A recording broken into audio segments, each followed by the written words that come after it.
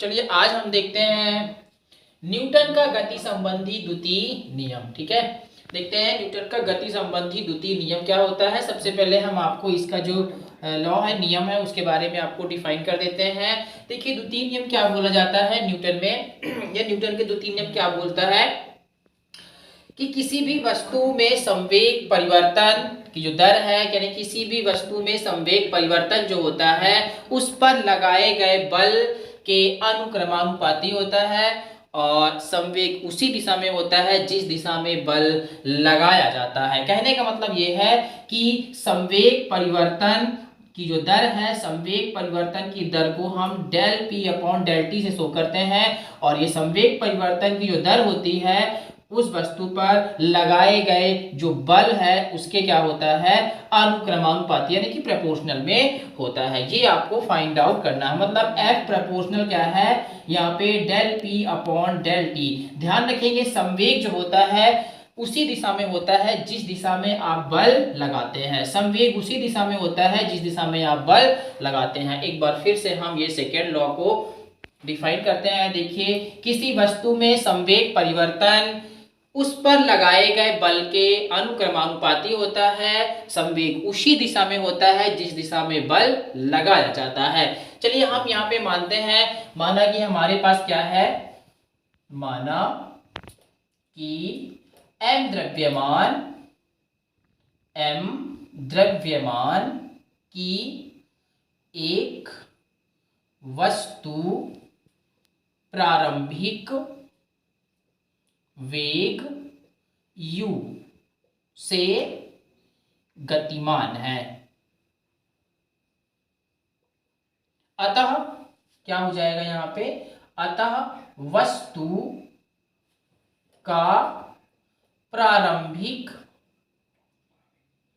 संवेग, तो देख लेते हैं वस्तु का प्रारंभिक संवेग, हम इसे क्या है P1 से शो करते हैं। आपको हम बता दें संवेग, वस्तु का संवेग P बराबर क्या होता है, वस्तु का द्रव्यमान और उसका क्या होता है, वेग का क्या होता है, गुणनफल। मतलब द्रव्यमान और वेग के गुणनफल को हम क्या बोलते हैं, वस्तु का संवेग यानी मोमेंटम। चलिए आगे हम बढ़ते हैं। यहाँ पे वस्तु का जो प्रारंभिक स्टार्टिंग मोमेंटम है P1 इक्वल टू हमें क्या प्राप्त हो जाएगा। देखिए वस्तु का द्रव्यमान आप देखेंगे कितना है m और उसका जो प्रारंभिक वेग है, स्टार्टिंग जो वेलोसिटी है वो कितनी है u। तो इस तरीके से उसका जो प्रारंभिक मोमेंटम होगा, स्टार्टिंग का जो मोमेंटम होगा वो क्या हो जाएगा, P1 इक्वल टू mu। अब हम ये मानते हैं, देखिए वस्तु जो क्या है कि क्रमशः u वेग से इस दिशा में गतिमान है, उसी पर आप क्या करेंगे कि इस वस्तु पर अब आप इसी दिशा में क्या करेंगे, बल लगाएंगे। जैसे ही आप इस पर फोर्स लगाते हैं तो इसका जो यहाँ पे अभी स्टार्टिंग आपका जो वेलोसिटी है वो चेंज हो जाता है और चेंज होके क्या हो जाता है, वो v हो जाता है। अब यहाँ पे देखिएगा हम यहाँ पे बल लगा रहे हैं, ये जो फोर्स आप लगा रहे हैं लगभग कितने समय के लिए लगाते हैं, बहुत ही कम अल्प समय के लिए आप ये फोर्स लगाते हैं। और जिस दिशा में आप फोर्स लगाते हैं मतलब किस दिशा में लगा रहे हैं, वस्तु के गति की दिशा में। जैसे ही आप फोर्स लगाएंगे उसका जो स्टार्टिंग वेलोसिटी है वो चेंज होकर के क्या हो जाएगा, v में कन्वर्ट हो जाएगा। चलिए हम आगे बढ़ते हैं। यहाँ लिखते हैं, यदि वस्तु पर डेल टी समय तक बल F लगाया जाता है तो उसका अंतिम वेग लास्ट वेलोसिटी इसको बोलेंगे, तो ये क्या हो जाएगा आपका v हो जाता है। अतः यहाँ पे इसका भी क्या होगा, मोमेंटम चेंज हो जाएगा, तो यहाँ पे हो जाएगा ये अंतिम यानी कि लास्ट मोमेंटम संवेग क्या प्राप्त होगा। देखिए इसे हम P2 से शो करेंगे और P2 इक्वल टू क्या हो जाएगा, द्रव्यमान जो है, मास जो है वस्तु का सेम रहेगा जितना कि स्टार्टिंग में था, वो चेंज नहीं होगा, मास चेंज नहीं होगा। यहाँ पे उसकी जो वेलोसिटी है वो चेंज हो रही है, u से बदल के क्या हो जा रही है, वेलोसिटी v हो रही है। तो आगे हम बढ़ते हैं, यहाँ पर एक बार फिर से देखते हैं। यहाँ पे हमें संवेग दो प्राप्त हुए हैं, कौन कौन सा, ये आपका स्टार्टिंग मोमेंटम हो गया है और ये जो है उसका लास्ट मोमेंटम हो गया है। मतलब यहाँ पे क्या हो रहा है, मोमेंटम चेंज हो रहा है, तो हम मोमेंटम को भी निकाल लेते हैं। तो यहाँ हो जाएगा डेल टी समय में संवेग में परिवर्तन। तो देख लेते हैं कितना यहाँ पे वेरिएशन आपको प्राप्त हो रहा है। तो यहाँ पे हो जाएगा इक्वल टू, ये हो जाएगा आपका P2 माइनस क्या हो जाएगा, P1। P2 माइनस P1 इसलिए हो रहा है, यहाँ पे हम देखेंगे क्यों, क्योंकि स्टार्टिंग में क्या था, उसका जो वेलोसिटी रहा u था और बदल के क्या हो जाता है v। आप ध्यान रखेंगे यहाँ पे जो आप फोर्स लगाते हैं वो u की दिशा में ही लगाते हैं, इसलिए स्वाभाविक सी बात है कि जो v होगा वो इसकी तुलना में क्या होगा, थोड़ा सा अप ही होगा, मतलब उसका मान क्या होगा, ज्यादा ही होगा। मतलब ये हुआ कि यहाँ पे जो आपने P2 निकाला है वो क्या होगा, ग्रेटर देन होगा, किससे ग्रेटर देन होगा, P1 से। इसलिए हम यहाँ पे क्या कर रहे हैं, P2 सब्सट्रैक्ट P1। आगे हम बढ़ते हैं, हम इसे किससे शो कर सकते हैं, डेल P से। और P2 की वैल्यू आप देख सकते हैं कितना है आपके पास, mv माइनस P1 की वैल्यू आप देख सकते हैं कितना आपके पास, mu। इस तरीके से क्या हो जाएगा, आप देखेंगे तो आपको प्राप्त होगा del P equal to mv minus mu। इससे आप क्या कर सकते हैं, मास जो है वो क्या है आपका कांस्टेंट है, इसलिए आप उसे क्या कर सकते हैं, कॉमन कर लेंगे तो ये हो जाएगा v माइनस u। इस तरीके से आपको प्राप्त होगा।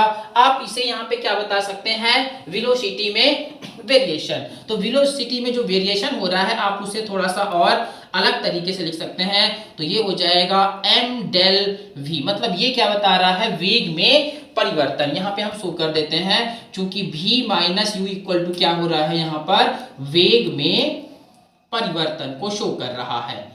ध्यान रखेंगे ये वेलोसिटी में वेरिएशन को शो कर रहा है। आगे हम बढ़ते हैं, डेल ये किसके बराबर है, इक्वल टू हम इसे क्या बोलते हैं, डेल v बोलते हैं। डेल v मतलब हो जाएगा वेग में परिवर्तन। आगे हम बढ़ते हैं, यहाँ पे आपका जो सेकेंड लॉ है वो बोल क्या रहा है, यहाँ पे हमने बताया है द्वितीय नियम से, यानी कि सेकेंड लॉ से देख रहे हैं, द्वितीय नियम से जब सेकेंड लॉ यहाँ पे फॉलो करेंगे तो सेकेंड लॉ में बोला गया है कि वस्तु पर लगने वाला जो बल है, वस्तु पर लगने वाला बल क्या है, यहाँ पे हम देखते हैं प्रोपोर्शनल में है। किसके प्रोपोर्शनल में है, संवेग परिवर्तन की दर। संवेग परिवर्तन की दर जो होती है वस्तु पर लगने वाले बल के प्रोपोर्शनल में होती है। यही हमने सेकेंड लॉ में अभी अभी कुछ देर पहले आपको बताया है। आगे हम बढ़ते हैं, यहाँ पे जो लगने वाला बल है उसे हमने F से शो किया है और यहाँ पे प्रोपोर्शनल संवेग परिवर्तन की दर। संवेग में जो परिवर्तन होता है उसे हम क्या करते हैं, डेल P से शो करते हैं। मोमेंटम में जो वेरिएशन है उसे डेल P से, लेकिन जब आप दर बताएंगे तो कितने समय में यहाँ पे परिवर्तन हो रहा है, डेल T से। अब ये जब हम पूरा लिखेंगे del P upon del T, तो इसे हम क्या कहेंगे, संवेग परिवर्तन की दर कहेंगे। अब यहाँ पे जब हम आगे बढ़ेंगे तो आप देखेंगे ये डेल P की जो वैल्यू है आप यहाँ पे फाइंड आउट कर चुके हैं, इसे यहाँ पे हम क्या करेंगे, पुट कर देंगे। तो ये F प्रोपोर्शनल डेल P की वैल्यू कितनी है आपके पास, m del V upon del T। तो इस तरीके से आप यहाँ पे देखेंगे ये जो आपका मास है, मतलब द्रव्यमान है, वो क्या है, एक कांस्टेंट है, इसलिए आप क्या करेंगे, उसे इस तरीके से लिखेंगे, F प्रोपोर्शनल क्या हो जाएगा, m del V upon del T। आप इसे साथ में लिख देंगे, क्यों, क्योंकि यहाँ पे जो मास है, जो द्रव्यमान है, वो कांस्टेंट है। आगे हम बढ़ते हैं, देखिए यहाँ पे इसकी वैल्यू जो होगी वो चेंज होगी और चेंज होगी, देखिए क्या प्राप्त होगी हमें यहाँ पर, तो ये हो जाएगा F प्रोपोर्शनल m।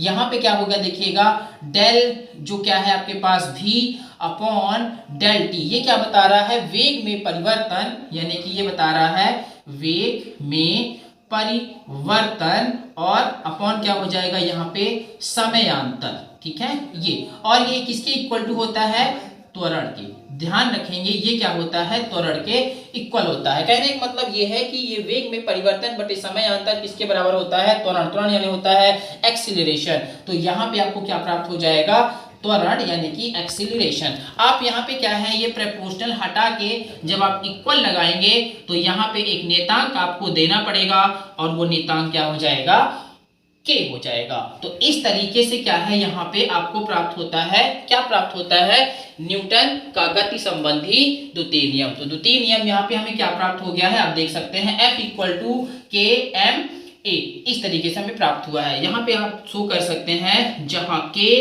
एक क्या है, नियतांक है, ठीक है। आप इसका SI पद्धति में यानी SI सिस्टम में क्या है, आप k इक्वल टू क्या ले सकते हैं, 1 ले सकते हैं। और जब आप यहाँ पे k इक्वल टू 1 पुट कर देंगे तो F इक्वल टू क्या बचेगा आपको, ma। तो इस तरीके से क्या हो जाएगा, SI सिस्टम में F इक्वल टू आपको प्राप्त हो जाएगा क्या, न्यूटन। और इस तरीके से ये क्या हो जाएगा आपका, यहाँ पर न्यूटन का गति संबंधी द्वितीय नियम जो निकालते हैं वो हमें SI सिस्टम में कितना प्राप्त होता है, F इक्वल टू ma। तो इस तरीके से आप क्या है, द्वितीय नियम को फाइंड आउट कर सकते हैं। Thanks for watching.